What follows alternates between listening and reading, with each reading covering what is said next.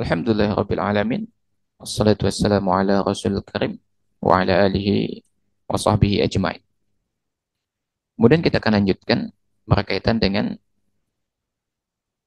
eh, bermain dadu. Ya, bermain dadu. Mungkin dadu adalah sesuatu yang tidak asing lagi bagi kita gitu kan. Kita bahkan pernah mendengar atau bahkan pernah melihatnya langsung dadu itu.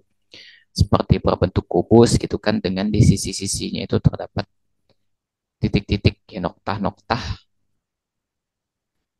yang merepresentasikan angka-angka tertentu.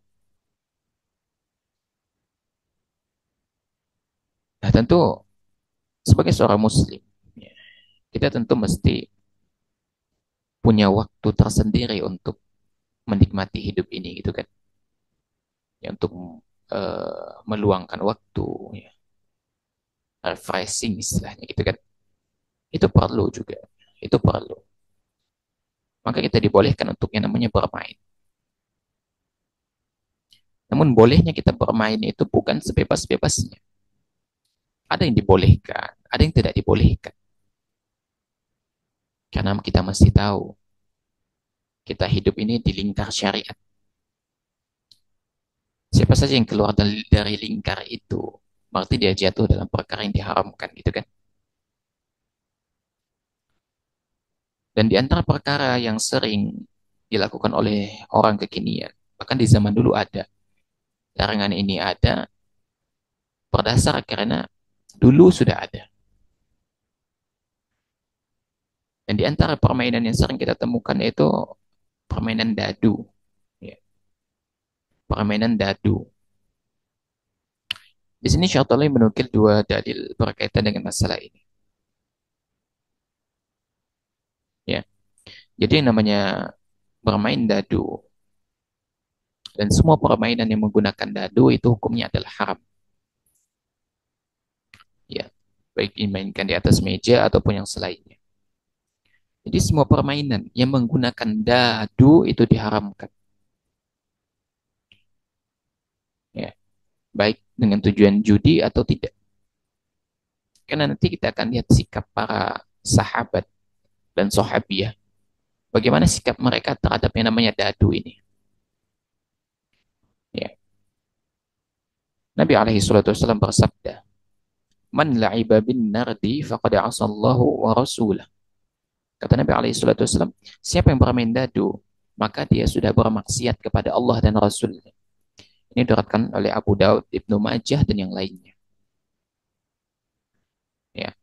Jadi secara literal Nabi SAW di sini mengatakan bahwa siapa yang bermain dadu, maka dia telah bermaksiat kepada Allah Subhanahu wa taala. Kemudian ini ancaman yang lebih tegas. Kata Nabi alaihi salatu wasallam, "Man la'iba bin nardashiri fakannama ghamasa yadahu fi lahmi khinzirin wa damihi." Siapa yang bermain dadu, maka seolah ia mencelupkan tangannya ke dalam daging dan darah babi. Ini diriwayatkan oleh Muslim dan Ahmad. Apa kata Imam Nawawi?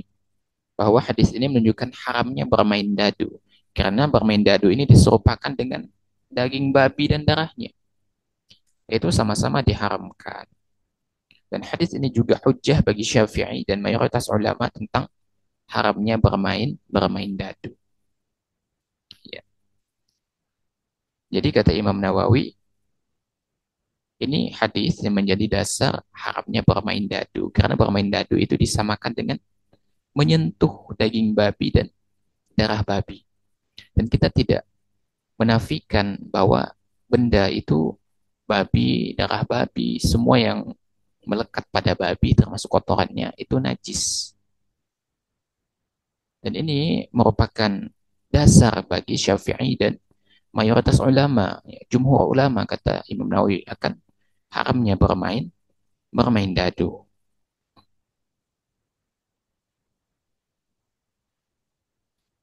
Dan di antara kerusakan yang besar ditimbulkan dari permainan dadu adalah terbukanya pintu perjudian.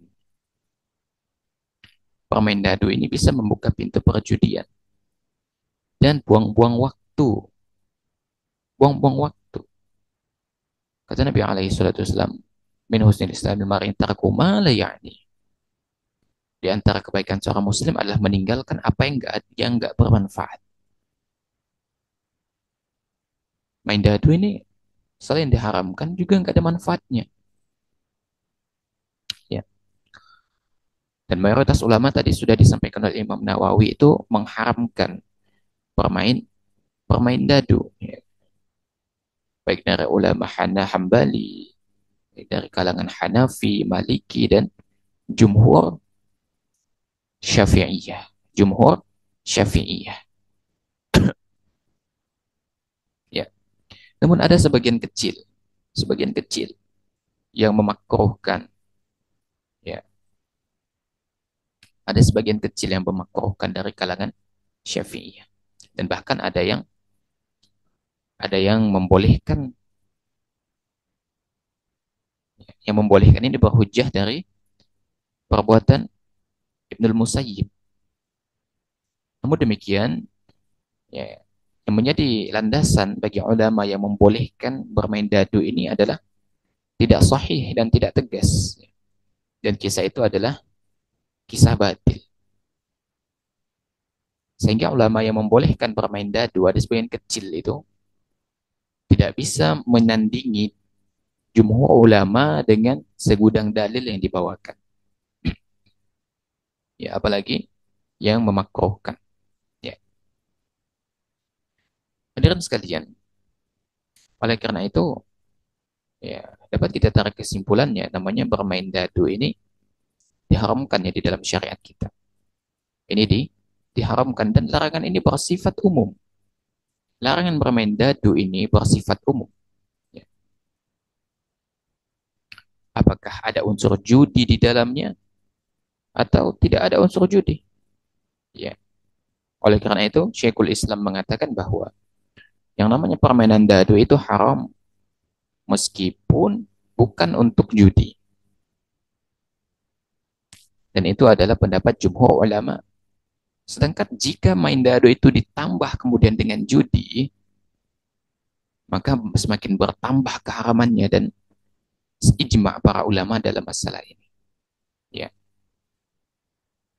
Jadi kata Syekhul Islam, kalau main dadu nggak ada judinya, jumhur ulama itu mengharamkan. Tapi kalau ditambah judi, ijma' para ulama akan keharamannya. Ya, maka kita lihat sikap para salaf berkaitan dengan sikap mereka dengan orang yang bermain dadu atau terhadap dadu itu sendiri. Diriwayatkan oleh Ibnu Abi Syaibah bahwasanya Sa'id bin Jubair itu enggan mengucapkan salam kepada orang yang bermain dadu. Dan keengganan ini tentu merupakan berlandaskan kepada pengingkaran. Pengingkaran kepada dadu itu sendiri tentunya gitu kan. Demikian pula dari Nafi', murid dan menantu Ibnu Umar. Beliau mengatakan bahwasanya ya, jika Ibnu Umar itu melihat salah satu anggota keluarganya itu memainkan dadu, maka beliau langsung memukulnya dan memecahkan dadu itu. Dan ini diriwayatkan oleh Al-Bukhari. Ini sikap dari Ibnu Umar ketika melihat keluarganya bermain dadu, beliau peringatkan dengan memukulnya dan langsung menghancurkan dadu tersebut. Kemudian dari Aisyah, bahwasanya disampaikan kepada beliau bahwasanya orang yang menyewa rumah beliau ternyata menyimpan dadu di rumahnya. Lalu apa yang Aisyah lakukan? Aisyah pun mengirim surat kepada mereka, kalau mereka tidak mengeluarkan dadu itu dari rumahnya, maka beliau akan mengusir mereka dari rumahnya. Ini dari Ummul Mukminin Aisyah. Tentu ini sikap yang tegas gitu kan. Ya. Ada orang yang nyewa rumah beliau udah diketahui di dalamnya nyimpan dadu. Kalau itu tidak dikeluarkan atau mereka yang dikeluarkan, gitu kan? Dan ini adalah sikap yang tegas gitu. Sahabat Abdullah bin Amr bin As ya, mengatakan bahwa Bermain dadu ini dalam rangka berjudi. Bermain dadu dalam rangka berjudi seperti orang yang makan daging babi. Dan orang yang bermain dadu tapi tidak taruhan, tidak berjudi itu seperti orang yang mencelupkan tangannya ke dalam darah darah babi. Ya.